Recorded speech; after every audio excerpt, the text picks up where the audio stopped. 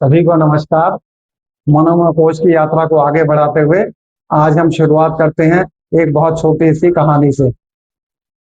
बहुत समय पहले की बात है। एक सेठ जी को अपने गुरु की कृपा से एक भूत सिद्ध हो गया। तो भूत ने उनसे कहा कि मैं तुम्हारा गुलाम हूँ, मैं तुम्हारा कहा मानूंगा और तुम जो भी काम कहोगे मैं तुम्हारे सारे काम कर दूंगा और मरते दम तक तुम्हारा साथ दूंगा, यहाँ तक कि मरने के बाद भी तुम्हारा साथ नहीं छोड़ूंगा। लेकिन मेरी भी एक छोटी सी शर्त है, मैं खाली नहीं बैठ सकता और अगर तुमने मुझे खाली रखा तो मैं तुम्हें ही खा जाऊंगा।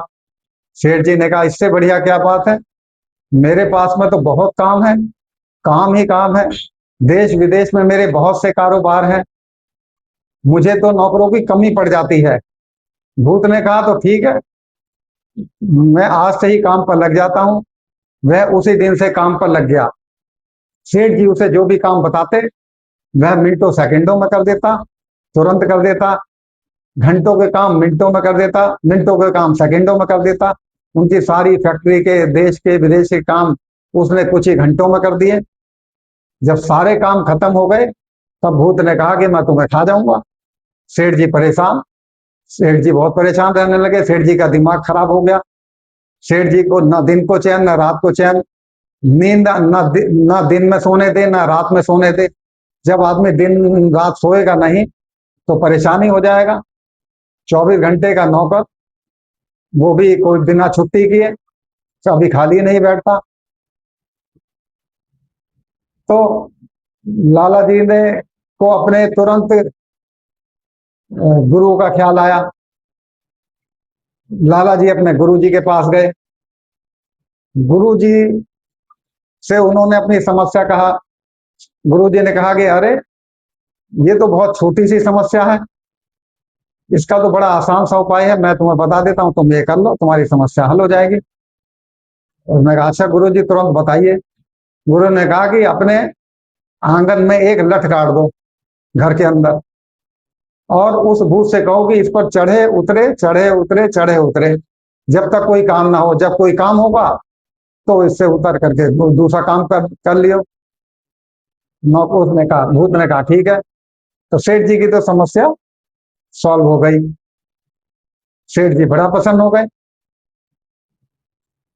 जब सेठ जी प्रसन्न हो गए, उनका काम बढ़िया चलने लगा क्योंकि उन्होंने भूत को साध लिया था। अब कहानी तो यही खत्म हो गई।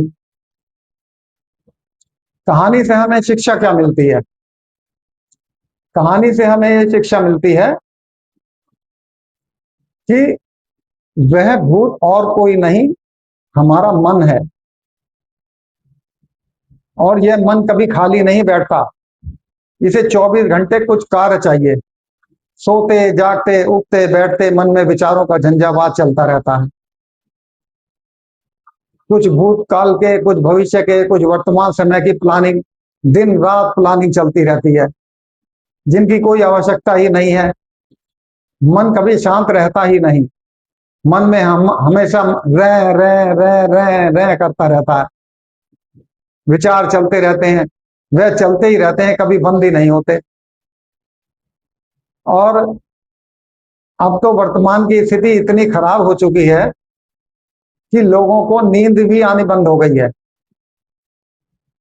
चाहे वो युवा पीढ़ी हो, चाहे हमारी माताएं बहनें या बुजुर्ग हो, उनको नींद ही नहीं आती है। रात के 11 बजे से लेकर के 2-2 बजे तक जागते रहते हैं। परेशान हो गए हैं नींद से, क्योंकि विचारों का झंझावात 24 घंटे चलता रहता है। इसकी रह रह खत्म नहीं होती। तो इसका उपाय क्या है? उपाय बड़ा आसान है, क्योंकि ये भूत ऐसा है कि यदि आप पूजा करने के लिए भी बैठेंगे तो विचार आपके मन में आते रहेंगे। भौतिक रूप से भले ही आप पूजा अपनी संपन्न कर लें, लेकिन मानसिक रूप से आप कहीं और होते हैं। आपकी पूजा मानसिक होती ही नहीं है। आपको कहीं किसी को दुकान की चिंता है, किसी को बच्चों की चिंता है, किसी को बच्चों की पढ़ाई की चिंता है, किसी की मकान की किस्त जानी है। दुनिया भर की समस्याओं के बारे में मन सोचता रहता है और भौतिक रूप से पूजा संपन्न हो जाती है। तो और धीरे धीरे उनकी नींद कम होती जाती है, क्योंकि जो आदमी सोएगा नहीं उसका शरीर ही खराब हो जाएगा और मन तो पहले से ही उनका खराब है, इसलिए सारी दुनिया भर के रोग उनको लग जाएंगे और वह आजीवन डॉक्टर के ही चक्कर लगाता रहेगा और एक दिन धीरे धीरे वह काल के कगाल में समा जाता है। इसीलिए इस भूत को साधने के लिए, अर्थात उस मन रूपी भूत को साधने के लिए वह जो डंडा बताया है गुरुजी ने, वह जो लठ बताया है, वह और कोई नहीं, वह हमारी सांसों की डोर है। ये एक डंडा है।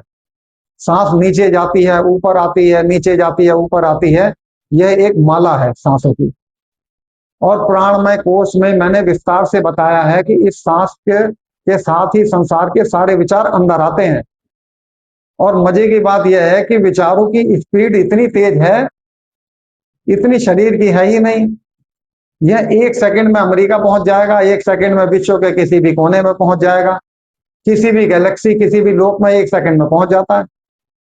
इतनी स्पीड है।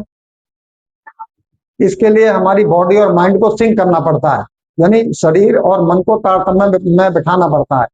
उसके लिए विचार और शरीर को बैलेंस में बनाकर रखना चाहिए और उसका केवल एक ही तरीका है, धीरे धीरे, मध्यम मध्यम, रिदिम रिदिम, गहरी सांस का अभ्यास से। और वह जैसे जैसे आपकी प्रति मिनट सांस घटती जाएगी अभ्यास के द्वारा, जितनी कम होती जाएंगी प्रति मिनट सांस, उतने ही आपके विचार कम होते जाएंगे। विचारों की संख्या जिस दिन शून्य होगी उसी दिन समाधि घटित हो जाती है। यह इसके पीछे का सीधा सा विज्ञान है। और यह सांस 24 घंटे चलती रहती है। हम सांस पर ध्यान ही नहीं देते, यह ऑटोमेटिक चलती रहती है। विचार इस सांस के साथ अंदर आते हैं और बाहर जाते हैं। ये सांसों की डोर के द्वारा ही विचार अंदर आएंगे। आप एक बहुत आसान सा प्रयोग करके देख सकते हैं। अचानक अपनी सांस को बंद कर दें, यानी रोक लें, ब्रेक लगा दें। आप जैसे ही आप अपनी सांस को रोक लेंगे, ब्रेक लगा देंगे, आप देखना कि आपको एक भी विचार नहीं आएगा, तुरंत विचारों पर ब्रेक लग जाएगा। सांस रुकी हुई है, विचार रुके हुए हैं, सांस चली, विचार आए। आप समझ गए होंगे कि सांस का विचारों से क्या संबंध है। तो क्या किया जाए, सांसों को लगातार देखो, अभ्यास से होगा। धीरे धीरे सांस प्रशिक्षित हो जाएगी। जैसे ही आप उसको देखना चालू करोगे, विचार गायब होने लगेंगे। और जैसे ही जागरूकता के साथ सांस लोगे, धीरे धीरे धीरे धीरे विचार चले जाएंगे आपके। और जब विचार कम हो जाएंगे, आपको नींद बहुत अच्छी आएगी।